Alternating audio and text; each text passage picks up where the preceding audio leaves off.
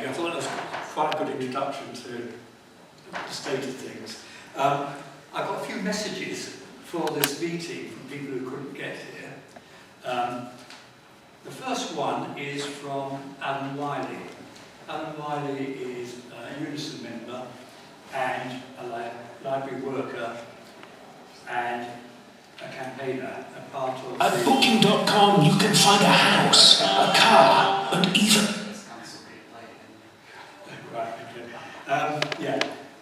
He was part of the Voices for Libraries, Speak Up for Libraries campaign.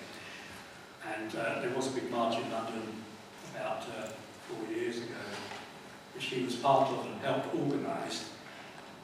Now, that campaign, Speak Up for Libraries, Voices for Libraries, has given up. So, very sad that that's happened, but it's because there hasn't been a kind of wave of support for library campaigns, and frankly, that particular union hasn't been as effective as it could be. So Alan says this: we spent the last 9 years telling the government that libraries are well used, that libraries are a crucial statutory service, that libraries foster literacy and the joy of reading, that libraries foster community empowerment and democratic involvement.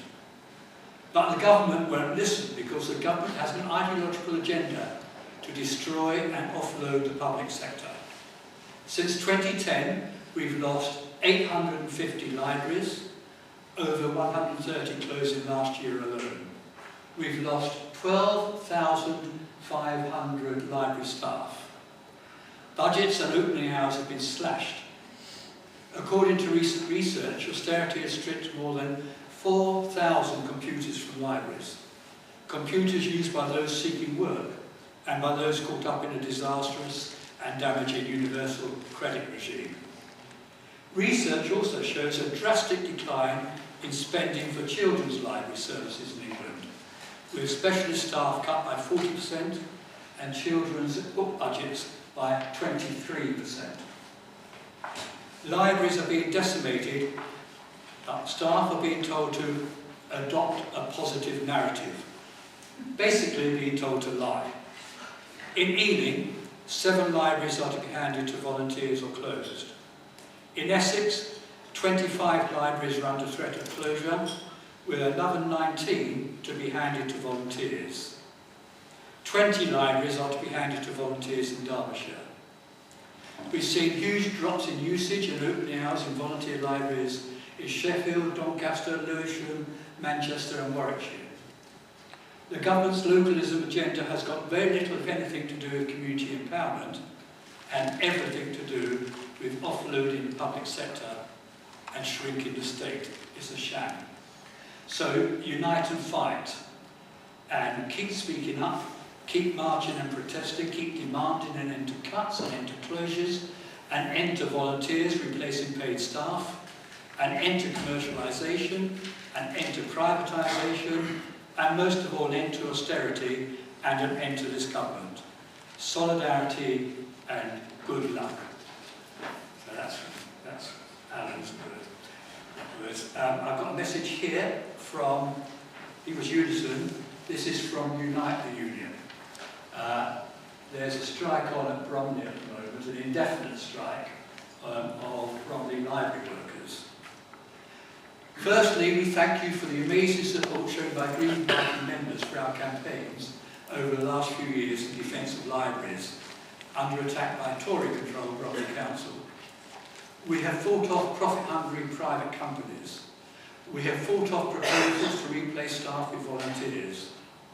Now we are doing battle with Greenwich Leisure Limited, GLL, a so-called social enterprise, a workers' cooperative or charity.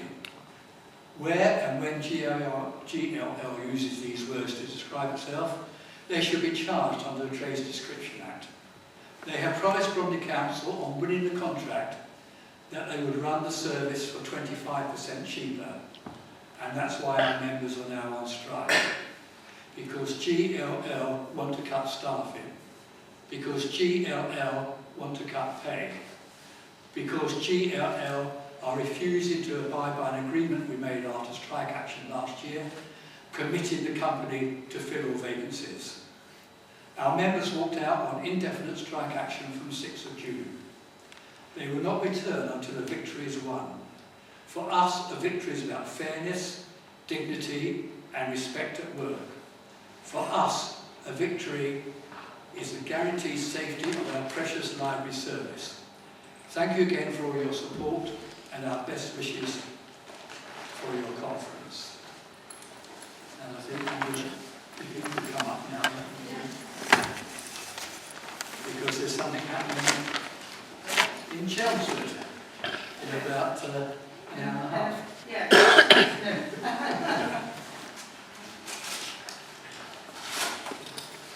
Is anybody else here from Essex?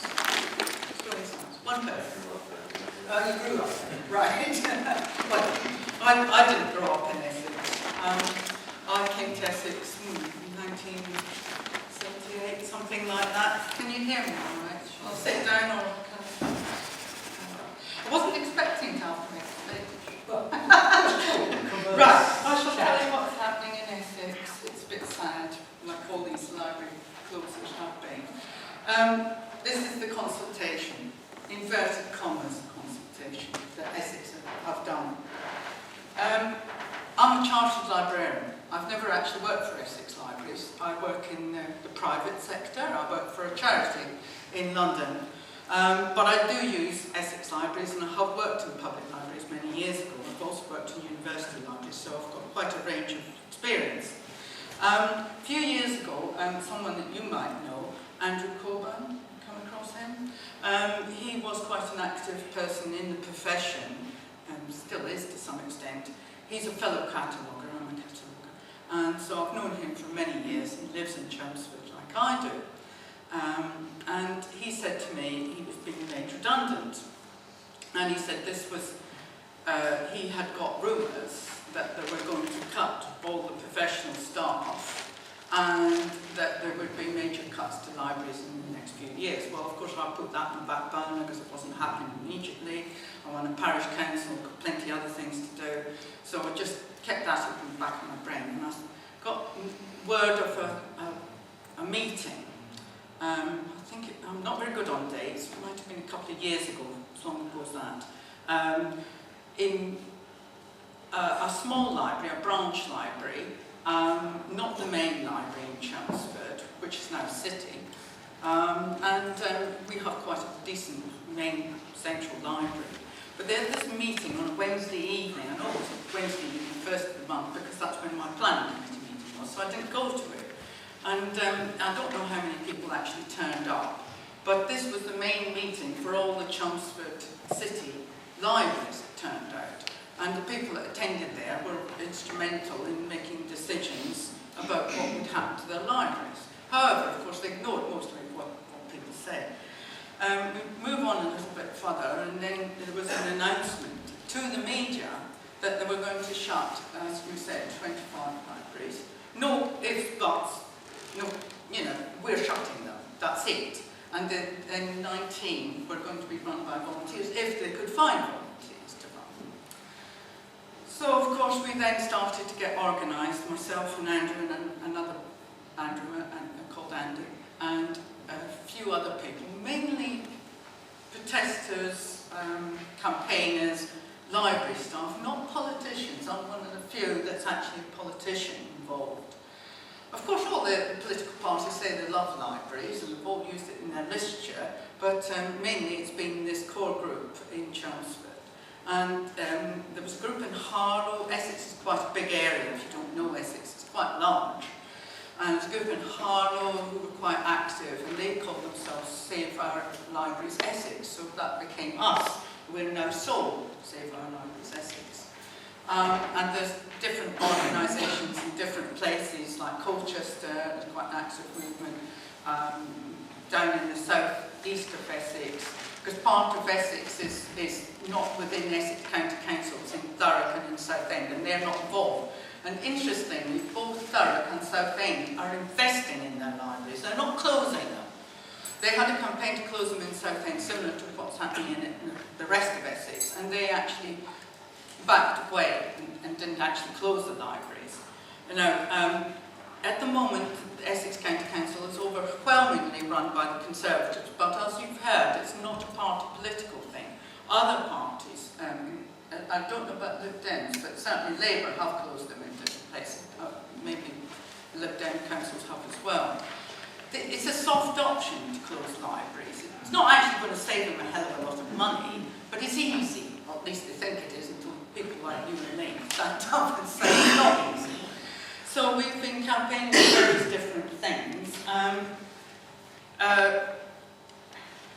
We set up a Facebook account and Twitter account and all that sort of thing. But obviously a lot of the library users are elderly or are very young, in preschool, so they're not necessarily going to use those means. So there's various word of mouth. We had different reactions from different people. Most people were quite supportive, but there has been opposition and people saying, oh, I never use libraries, I've got everything on my iPad. That's the councillors especially. What you said about the councillors rings true, because the councillor in charge of trying to close all these libraries is called Susan Barker, and she thinks that we all ought to turn the libraries into collection points for Amazon. Yeah?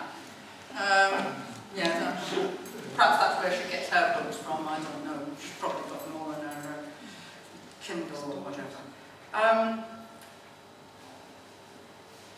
We've done a lot of flyers. I've got them with me if anybody's interested. Many A5 ones. They're quite useful because they're easy to put through doors and hand to people.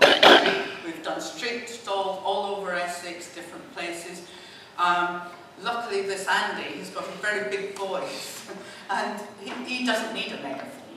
You can hear him at the other end of the high street, and if he starts shouting, then lots of people come. And it's the only thing I've ever seen, and I've been campaigning on all sorts of issues for many years, where you've got little children, teenagers, middle-aged, elderly, all signing and saying, I don't want my library to close. The libraries do a lot more than issue books, but the whole consultation, it's a sham really, was based on book issues. Now they've gone down for the reasons that you've made. They've cut the hours. I can hardly get to my local library because it's open when I'm at work or when I'm doing other things. So, you know, I can't get there as often as I might. And the book stock's not being rotated. Anyone who's a librarian will know what I mean by that. You change the book stock around and not just buy new books. You take books from other branches and, you know, swap them around. And the staff are obviously demoralised. We're unusual. We've only got 2 part-time members of staff who work at another library as well, and one of them actually works at the Central Library, I believe, as well. And they're, you know, obviously like all the staff, they've been told not to get involved in campaigns and all the rest of it, and they're under threat of losing their jobs. Even the volunteers at the other libraries have been furious. And quite a few of them have decided not to volunteer anymore because they don't want to have to run the libraries without paid support. The library that I work in London, and it's in central London, where people have freedom passes and things like that, and we struggle to get volunteers. A lot of our volunteers are now in their 80s and 90s because younger people are not volunteering. If they do, they're volunteering to get something on their CV, which is understandable. And they're only there for a few weeks, which means they're not an awful lot of use to us. And when I joined 20 years ago, where I work now, they said to me, oh, well, our plan is to get rid of all the paid staff and run completely by volunteers. And I felt like saying, well, thank you very much for inviting me to join your staff. I'm still there, and we've still got paid staff, because they found it was actually quite difficult to run a library completely with volunteers. One of the most successful things we've done has been book raids. Have you heard of them? Anyone heard of them? Or looking blank. Well, that's where you organise a group of people to come and take out the maximum amount of books that you can have on one day. And we had BBC Essex come, and I was interviewed. My partner was on BBC Radio Essex. Various other people were interviewed, and we've been on hospital radio, community radio, The media have actually been very, very good. It's a good news story. It's not all about stabbings and drug dealing and things like that. So people in the media are actually quite interested.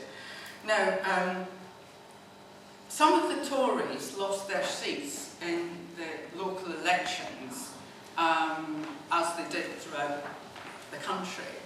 But unfortunately, some of the ones in the Essex County Council who are on often 2 or even 3 authorities, they didn't necessarily lose their seats. But I think there was a bit of people saying to them, oh, well, what about libraries? Because they came through in all the literature for the local elections was the mention of the libraries, though it wasn't at that level that the libraries were administered.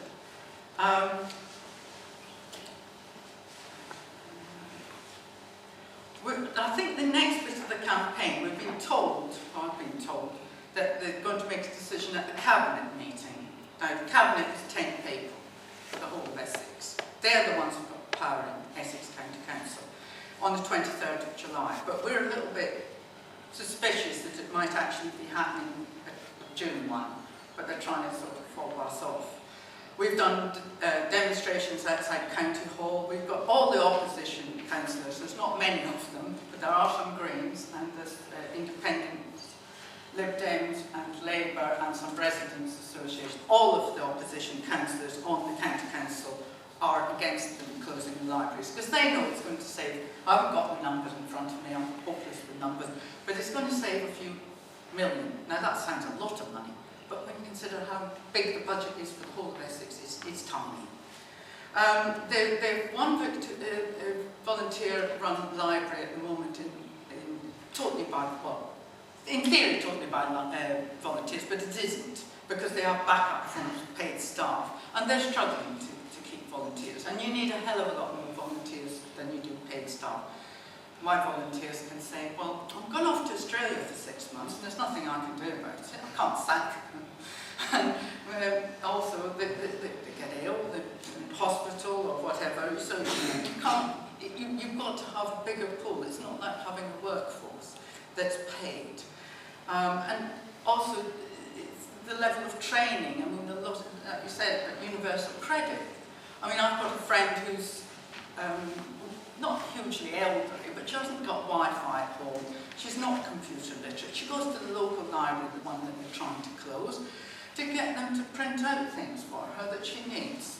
Our volunteers are all going to be geared up to know how to do it for a start. They might spend half an hour trying to work with technology because they're not familiar with it. Can I just ask, yeah. Would you be as comfortable with the volunteers doing what? Well, this is what I was also not sure about, because I did ask the county council, would these people, I can't remember, it's D something other now, the old checks for volunteers. DBS. And, well, it sounded as if they wouldn't necessarily be needed, and I'm thinking, well, I wouldn't be happy using a library with staff that haven't been. My library check for the same mass references. Yeah?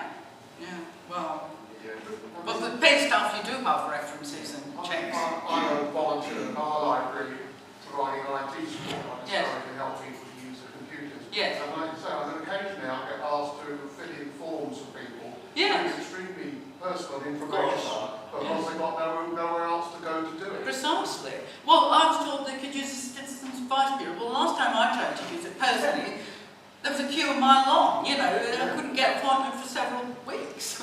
So, I don't know. Anyway, there's all sorts of, you know, sort of opposition. Now, are we winning? Well, I'm not sure. But today we're having a demonstration in about an hour's time in Chelmsford, and I hope it will get on the national news. The last time we had a demonstration, it did.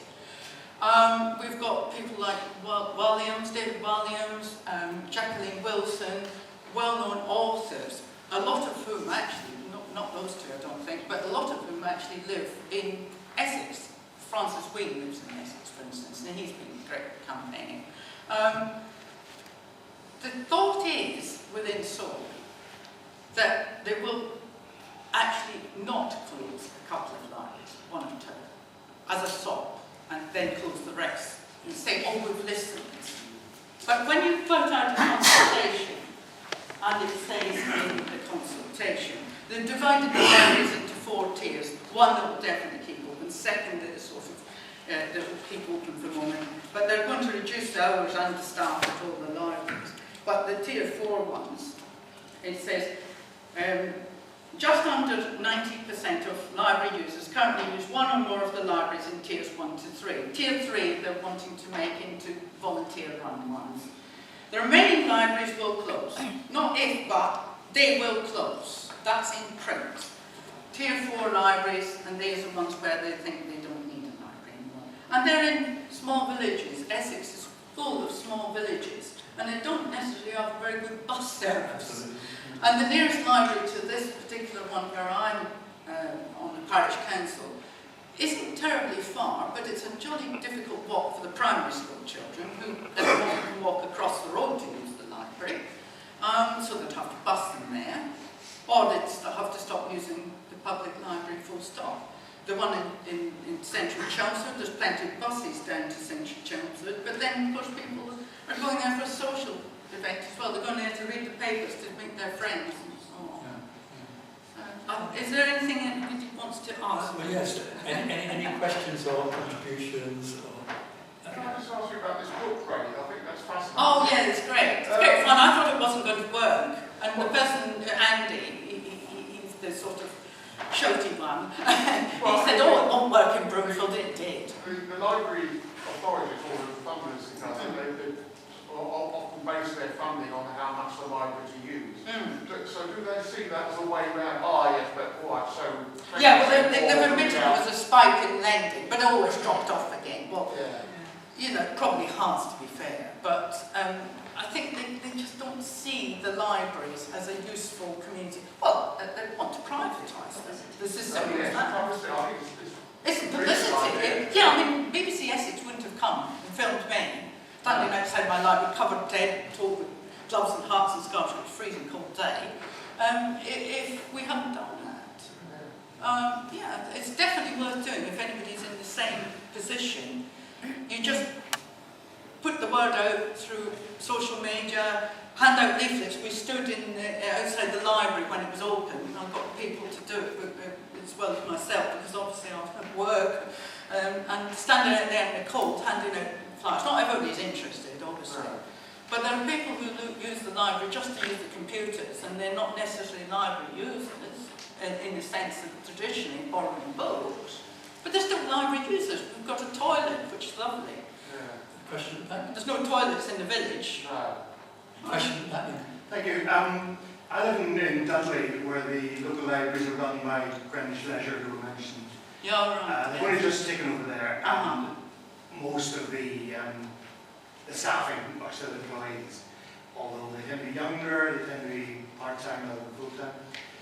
From your experience, how is that likely to change, and over what sort of time scale? I'm assuming that unless they're challenged... Well, I haven't come across the Greenwich people. I've heard of them, but I don't actually know them. There's no work. There was rumours that they would be taken over in Essex, but that sounds as if that's not going to happen from what I can gather. But I'm not saying that it definitely, because I'm fishing to find out information. But obviously the council is keeping most of it to themselves. I would think that they would pay, if there's paid staff, they'll start reducing, you know, do you still have 2p agreements and things like that in local government? Yes. Because my partner was involved in that when he was in social services. It's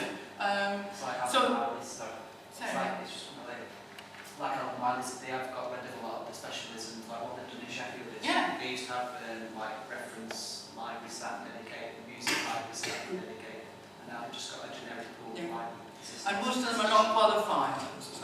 I mean, I think there's about 2 chartered librarians left in Essex. I was horrified when I found that out, because when I worked in the university, there was quite a lot. So, like Andrew Corbyn, they got rid of people like that before they did this exercise, which I think is quite illuminating. But yeah, I'd be very wary about watch what they're doing. You know, keep a weather eye on what they're up to. Okay, but another question onto the... So if full-time staff are being made redundant, that's effectively saying their job is not required anymore, isn't it? Well, in theory, but there's ways around doing that. You know, you've got to word it in such a way, yes. Because well, also the other thing I didn't mention, because I didn't want to hog the debate. Yeah, you sure? One of the other ideas that the county, Essex County, come up with, and I've not had this from elsewhere, is that the staff that remain, paid staff, are going to have to get on their bikes, metaphorically speaking, and go around all the different community centres and things talking about books. Well, that's fine, but if the children especially, you know, can't afford to buy, I mean, some children borrow, you know, whatever their maximum is, every week. I mean, the lady that lives next door to the library for I'm particularly campaigning about, her granddaughter comes to visit her, and every week they're in the library. She's got a lovely little bag saying, with her name on, with the library books in, and that was her that made me think, well, I've got to. Absolutely. There's another question back in. Hello, Sheila Handy, Doncaster, Green Party. Doncaster has been decimated in terms of the libraries, and several of us have been campaigning on that.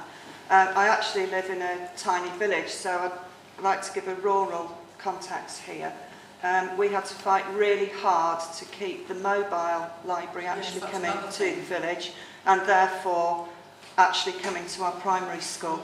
And that was done on the basis of the number of books borrowed rather than the footfall. Absolutely. So is our mobile libraries under threat in many areas, and do you know of anything else we can be doing to keep that service going, which I think is utterly marvellous. Basically, go into the library, borrow your maximum, take them back the next week if you can on a regular basis, and even if you don't read them, seriously, I mean, it sounds.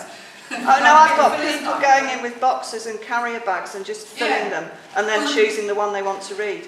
Yeah, that's right. Well, actually, during the library book raid that we did at my branch library, I had my books, I chose 14 maximum, and I could choose audiobooks and various other things. So there was a lot of audiobooks, quite a lot of elderly population around there as well as the youngsters. And people get, oh, can I borrow that? I said, no, I've got that. And actually, it was bringing to notice to people that the range of the stock that they probably weren't aware of. Because people live in silos, don't they? I'm only interested in thrillers. I thank you there, Angela. Yeah.